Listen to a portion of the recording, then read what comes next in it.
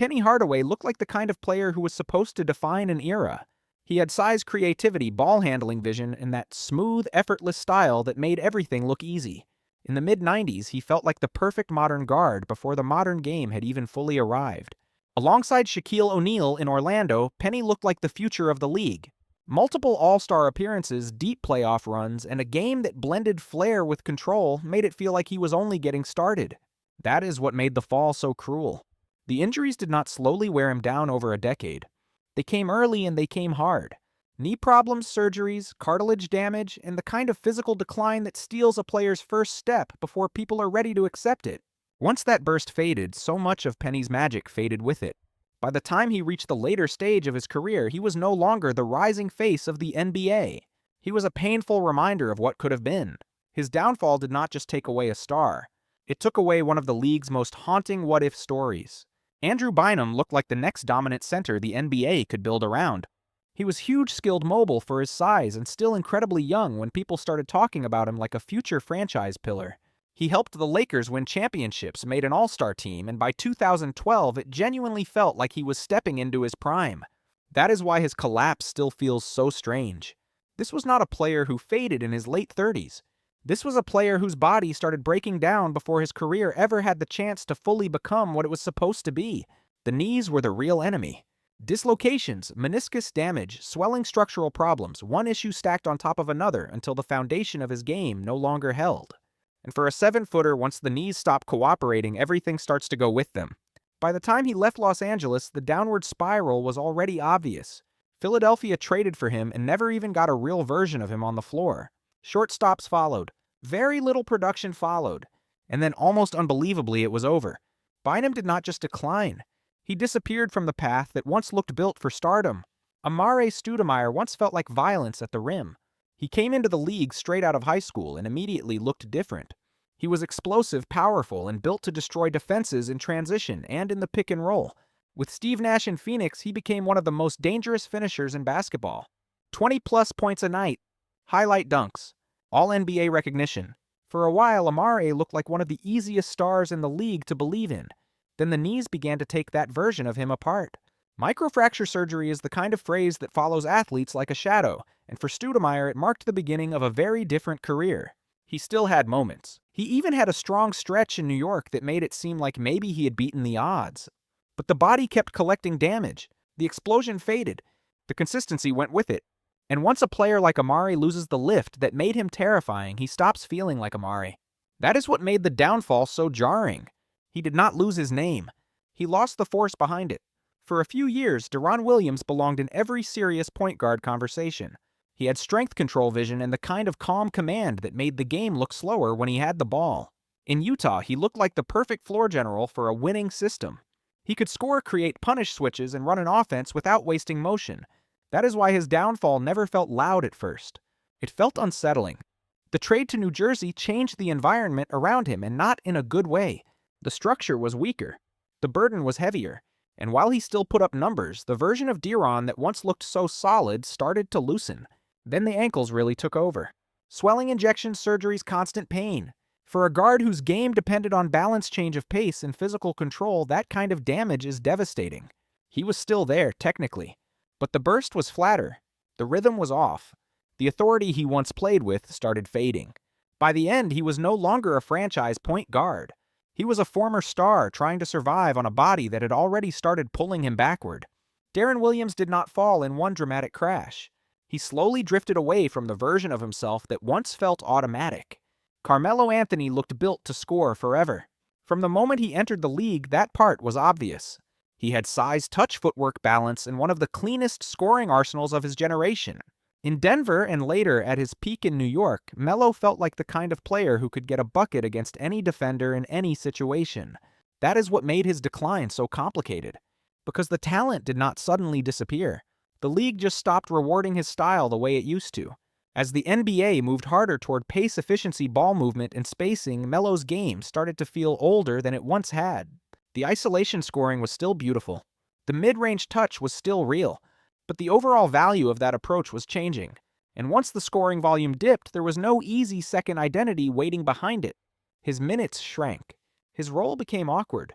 In Houston, the fall suddenly looked real.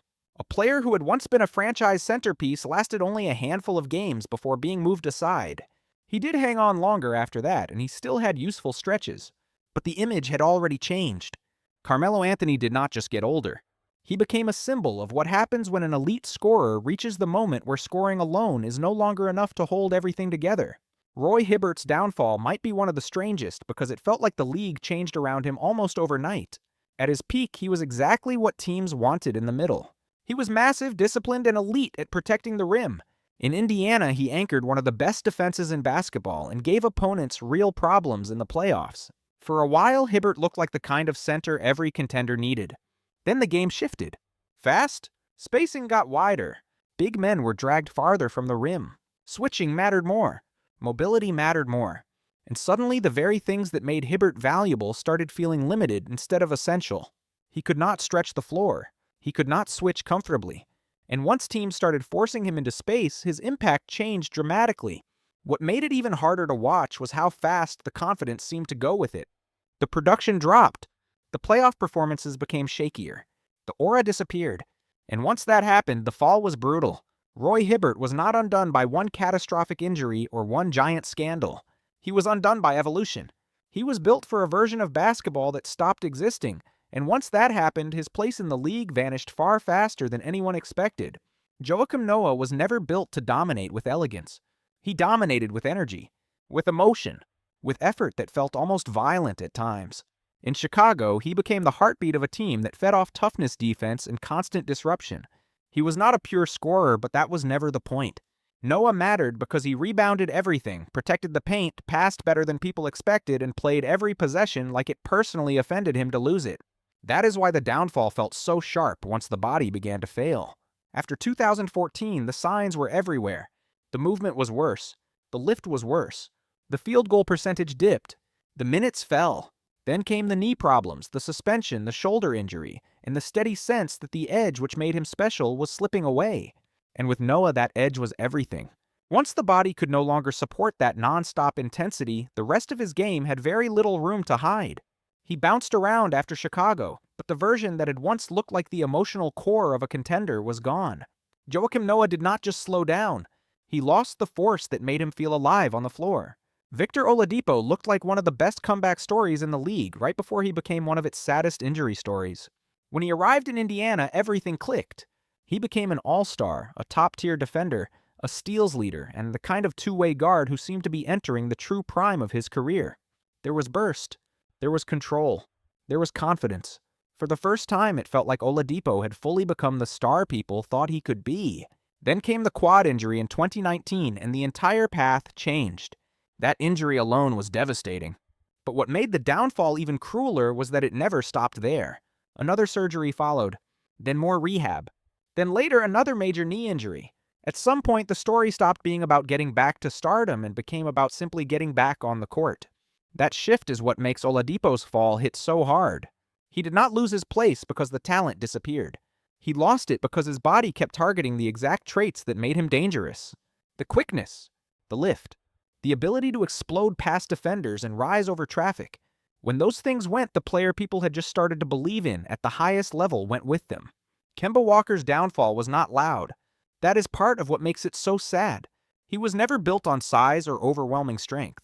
He was built on quickness, balance, footwork, and the ability to create just enough separation to make defenders look helpless.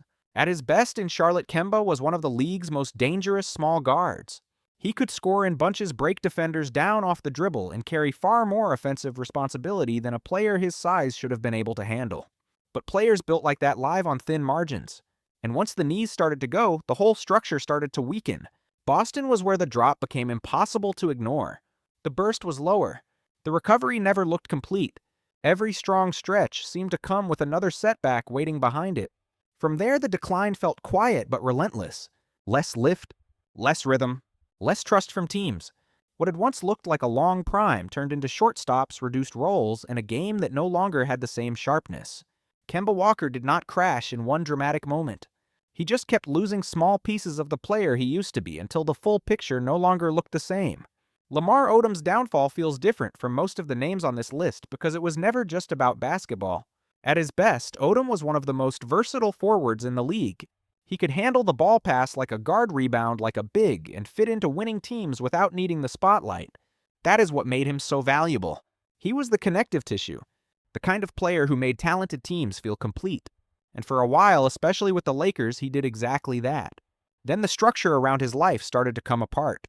The trade out of Los Angeles seemed to hit him hard, and the basketball decline that followed never really separated itself from everything happening off the court.